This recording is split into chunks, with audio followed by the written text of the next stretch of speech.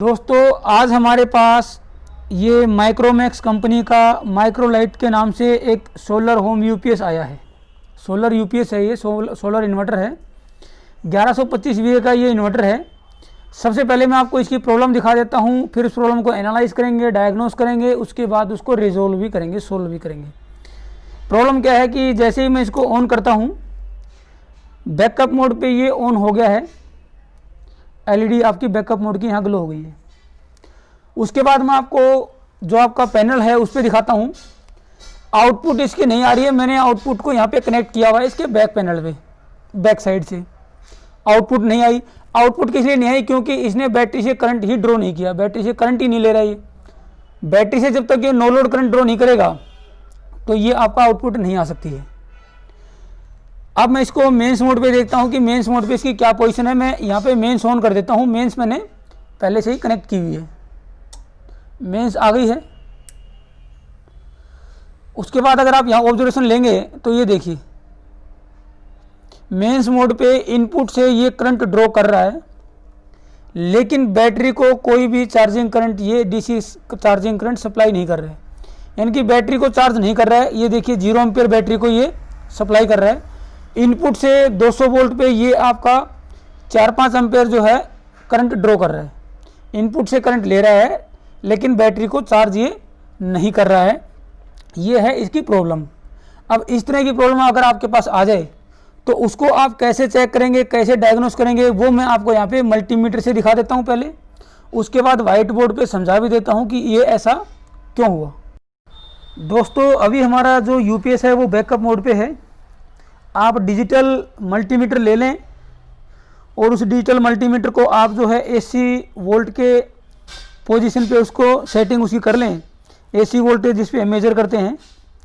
उसके बाद हम क्या करेंगे, आउटपुट तो यहाँ पे आ नहीं रही है और नो लोड करंट भी ये नहीं ले रहा है, तो उसके लिए हम क्या करेंगे, आपका जो सेंटर टेप है, ये देखिए जहाँ पे दोनों वायरें जो हैं ये कनेक्ट होती हैं, वो सेंटर टेप होता है जिससे बैटरी का पॉजिटिव कनेक्ट होता है। वहाँ पे मैंने लगा दिया एक प्रोब और बाकी दोनों प्रोब से हम यहाँ पे चेक करेंगे। यहाँ पे 0.2 वोल्ट यानी कि 200 मिली वोल्ट के आसपास दिखा रहा है, जो कि वोल्टेज है ही नहीं।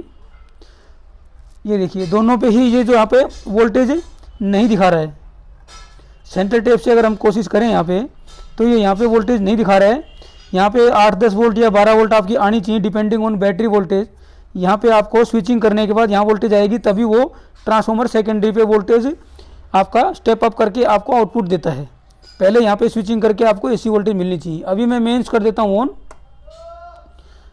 अब मेंस मोड पे देखते हैं यहाँ पे कि मेंस मोड पे यहाँ कितनी वोल्टेज है। मेंस मोड पे यहाँ पे 19 वोल्ट, यहाँ पे 19 वोल्ट और यहाँ पे 38 वोल्ट ये दिखा रहा है। तो अब इसको समझते हैं कि प्रॉब्लम कहाँ पे हो सकती है। वो मैं वाइट बोर्ड पे चल के आपको डिस्क्राइब करने की कोशिश करता हूँ। दोस्तों अब इसको वेरी बेसिक सर्किट है इन्वर्टर का, उसको समझते हैं। ये आपका जो है ट्रांसफार्मर की वाइंडिंग है।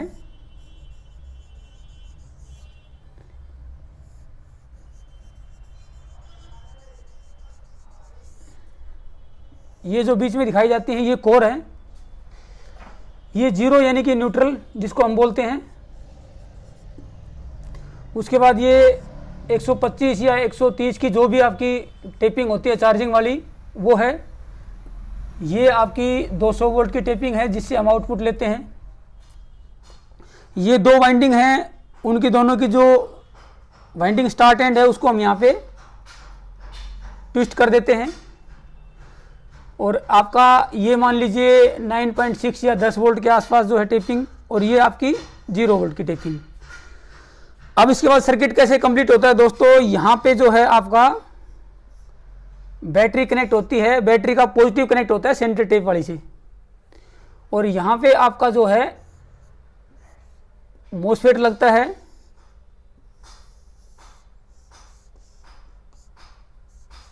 ये मोसफेट का गेट है, ये ड्रेन है, ये सोर्स है। तो इस तरीके से आपका कनेक्शन होता है। तो अब क्या हुआ दोस्तों कि जब हम बैकअप मोड पे चेक कर रहे हैं तो यहाँ पे हमारी वोल्टेज नहीं आ रही है, सेंटर टेप से ना इधर कोई वोल्टेज आ रही है ना कोई इधर वोल्टेज आ रही है। अब यहाँ पे कोई वोल्टेज ना आए उसका क्या रीज़न हो सकते हैं? 3 रीज़न हो सकते हैं उसके। पहला रीज़न ये हो सकता है कि अगर हमारे मोसफेट खराब हो दोनों ही तरफ के, क्योंकि एक भी तरफ का अगर मोसफेट खराब हुआ और एक तरफ का सही हुआ तो भी आपको यहाँ पे एक तरफ वोल्टेज मिलेगी और हमिंग नॉइज आएगी और वो अजीब सी आवाज़ करने लगेगा जिसको हम हमिंग नॉइज बोलते हैं, और वोल्टेज ज़्यादा आपके प्रोड्यूस करेगा। या तो दोनों ही तरफ के मोसफेट ओपन हो जाएं, पहली कंडीशन होगी मोसफेट ओपन हो जाएं, आपके ओपन हो गए। दूसरी कंडीशन ये हो सकती है कि दोनों ही तरफ के मोसफेट ठीक हैं लेकिन दोनों तरफ की गेट आपको नहीं मिल रही है, गेट जो पल्सेस हैं ड्राइव वो आपकी नहीं मिल रही है, यानी कि गेट ड्राइव आपकी मिसिंग है। ठीक है, गेट ड्राइव अगर आपको नहीं मिल रही है दोनों ही तरफ, उस केस में भी यहाँ पे वोल्टेज नहीं मिलेगी। मोसफेट अगर ओपन हो गए उस केस में भी यहाँ पे नहीं मिलेगी। अगर एक ये जो ट्विस्ट करके रखी है हमने वाइंडिंग दोनों, इनमें से एक भी ओपन हो गई तो भी हमारे को इधर वोल्टेज मिलेगी, नॉइज करेगा वो। लेकिन अगर आपकी यहाँ से अगर ये ओपन हो गई बैटरी का पॉजिटिव इस सेंटर टेप से ही, तब आपको वोल्टेज बिल्कुल भी यहाँ पे नहीं मिलेगी, क्योंकि ना तो ये सर्किट कंप्लीट होता है और ना ही ये सर्किट कंप्लीट होता है। उस केस में हो सकता है आपके मोसफेट भी ठीक हो, गेट ड्राइव भी ठीक हो, सारी चीज़ ठीक हो, लेकिन अगर यहाँ से अगर ये पॉजिटिव कनेक्टेड नहीं है सेंटर टेप पे, उस केस में भी आपको ऐसा लगेगा, ऐसा आपको मिल सकता है इस तरह की प्रॉब्लम। अब दूसरा, इसको मैं वापस लगा देता हूँ, लेकिन मेंस मोड पे हमारे को यहाँ पे वोल्टेज मिल रही है। मेंस मोड पे वोल्टेज क्यों मिलेगी? क्योंकि जैसे ही हम मेंस को कनेक्ट करते हैं तो मेंस से हमारे को यहाँ पे 125 की टेपिंग पे एससीआर ने कंट्रोल करके दे दिया।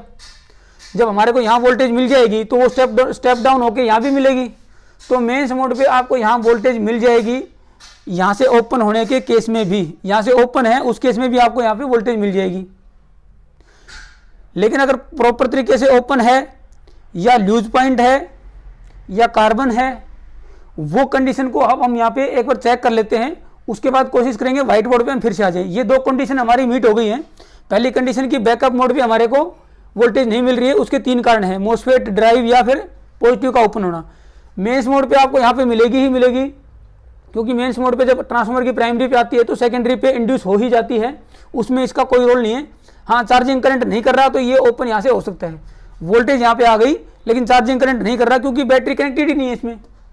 फिर इन्वर्टर ऑन कैसे होता है? क्योंकि इन्वर्टर का जो पॉजिटिव है जो पीसीबी को जाता है वो आपका यहाँ से एक रेड वायर जाती है जो बैटरी से डायरेक्टली कनेक्टेड होती है। बैटरी तो कनेक्ट करी है हमने, तो पीसीबी हमारी ऑन भी हो गई है।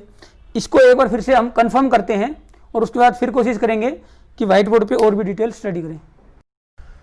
दोस्तों, मल्टीमीटर को आप कंटिन्यूटी पे कर लें, बीप साउंड आपको सुनाई देगी और ये आपको रेजिस्टेंस भी यहाँ पे बिल्कुल 0 के अप्रोक्सीमेट दिखाई देगा।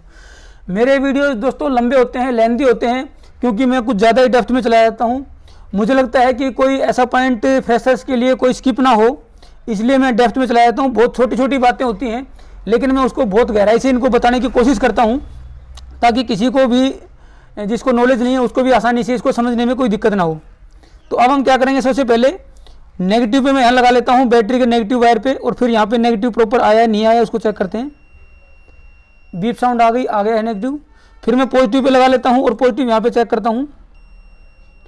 पॉजिटिव भी यहाँ पे आ रहा है और पॉजिटिव भी मैंने वहाँ पे चेक कर लिया है, जो कि डायरेक्ट ट्रांसफार्मर पे जो थिम्बल है जिसपे 2 वायर अपनी सेंटर टेप की होती हैं ट्रांसफार्मर से, उसमें जो थिम्बल लगा हुआ है उसमें मैंने चेक कर लिया। तो मतलब आपका ये यहाँ पे भी आपकी कंटिन्यूटी आ रही है।